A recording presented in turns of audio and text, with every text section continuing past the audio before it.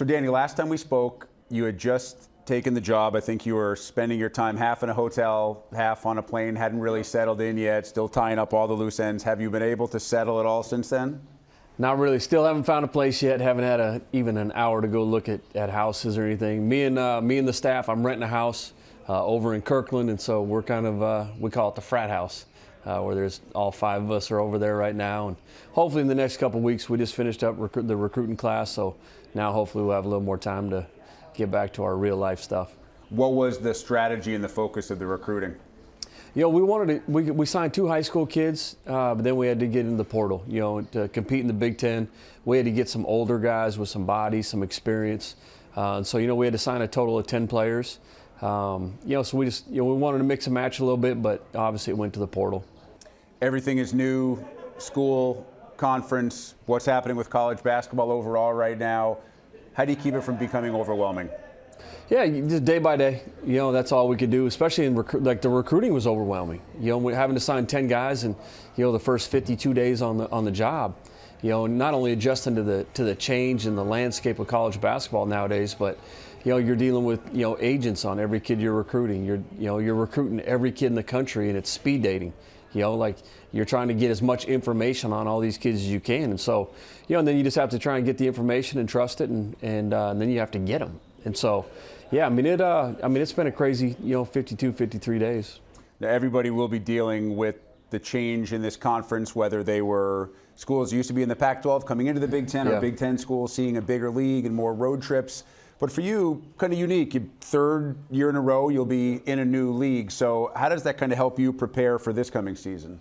Yeah, you know, I mean, obviously last year, I mean, the Mountain West was all brand new to me too. You know, and obviously this year it's going to be different for not only me, you know, for Oregon and USC and UCLA. You know, I think the travel is going to be, you know, it'll be interesting to see how everybody gets through the travel in that first year, and then how we have to adjust moving forward. But you know, I don't know if those experiences will help me the last 3 years. I'm tired of moving, I know that. I'm not moving after the next couple of years, I know that. But they were good runs. I mean, the NCAA tournament, right, in 3 consecutive years. And as you get ready to face that schedule and these teams, how do you kind of define success in year 1 if it's more than just wins and losses and how far the year goes? Yeah, you know, I think, you know, obviously, you know, staying healthy is the most important thing. But I think, you know, success would be, you know, getting Washington basketball back on the map. You know, being respected, being a competitive in the Big Ten. You know, I mean, obviously it's got, you know, it's the conference with the highest home winning, you know, percentage, and so I know winning is going to be hard on the road. We need to make it that hard when teams come to Seattle also. But you got to come and you got to squeak out a couple of those road wins and get into the NCAA tournament, and that'd be successful. You talked about how important the transfer portal was for you right now in this job. What's right about the transfer portal, and what still needs to evolve in that area? Yeah, I think, you know, what's right is, you know, obviously, you know, kids have a chance to, you know, maneuver around and kind of find good fits for them. You know, sometimes, you know, if I have an all-conference 5-man and I have another 5-man that wants to play more, sometimes it is the best option for him to go play somewhere else. And so, you know, I think the transfer portal allows those kids to get playing time, hopefully, when they transfer.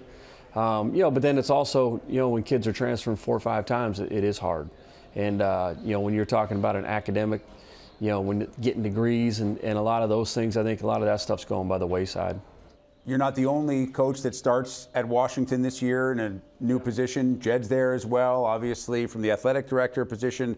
Pat takes over. Have you had the chance amongst all this craziness to get together and kind of chat with each other about what's on the horizon for all of you? Not really, not yet. You know, I'm looking forward to those meetings. Obviously, I've met with Pat, I've met with Jed, and but we've been so busy, we haven't had a chance to really sit down or go grab dinner and talk about, you know, what they're going through. And but I know that day's coming quick. What have these meetings been like for you? There's a lot of coaches, especially in men's basketball in this league, that have been around this league for a very long time. So what are you trying to take in as you're here this week, and obviously have your voice heard as well? Yeah, you know, I mean, just taking in, it's awesome when you're sitting across the table from Coach Izzo and Coach Painter, like Hall of Fame coaches. And pretty much all of them, when you go down the list, I mean, it's pretty incredible. But, you know, just, you know, taking in like their experiences from the Big Ten for however long they've been here. Just how, you know, how tough and competitive the league is. And the one thing I've noticed is like they all look out for each other, you know, and I think that's really important because we're all going to be going through different things, and we have to support each other. If it works out the way that you want from a stylistic, from an effort standpoint, what will your teams look like on the floor? Yeah, I think like typical Big Ten teams. I mean, I want to play fast like we did at Utah State on misses and on turnovers. But also I want to have a physical mindset too. I want to have a toughness, a defensive mindset, kind of that culture where, even when you're not making shots, you still have a chance to win, whether it's at home or on the road. And that's how our teams have been in my 5 years as a head coach. How did you kind of build your staff as well to make that a reality? Yeah, I brought, a couple guys with me. And then obviously I didn't recruit, but got a couple guys with West Coast ties and Midwest ties, because I know we're gonna have to recruit all over the country. And nowadays, when you're looking through the portal, a lot of times it doesn't matter where you're from.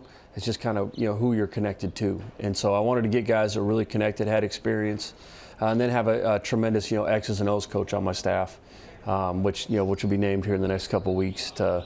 Because I know the scouting and preparation in this league is the best in the country. What do the next couple of months look like, if they look the way that you want them to look for you and your staff before you take the floor for the first official game as head coach of the Huskies? Yeah, I mean, we start up summer school on June 17th. We're a quarter school, so our guys are still in class until like June 8th or 9th. And so they get a week break. We only have three guys returning. And then we start up with the summer with, basically 10 new guys and 3 returners. And so, I want to get through, probably 6-7 weeks in the summer. We're not going to use all 8. And then we'll transfer that to the fall when we don't start fall camp until probably the 10th or 11th of September, because school doesn't start till around the 28th. And so we'll have to we'll have to maximize that time in the summer and just getting to know each other, kind of like at Utah State last year. We got to develop that chemistry on and off the court, and then hopefully that transfers into the fall.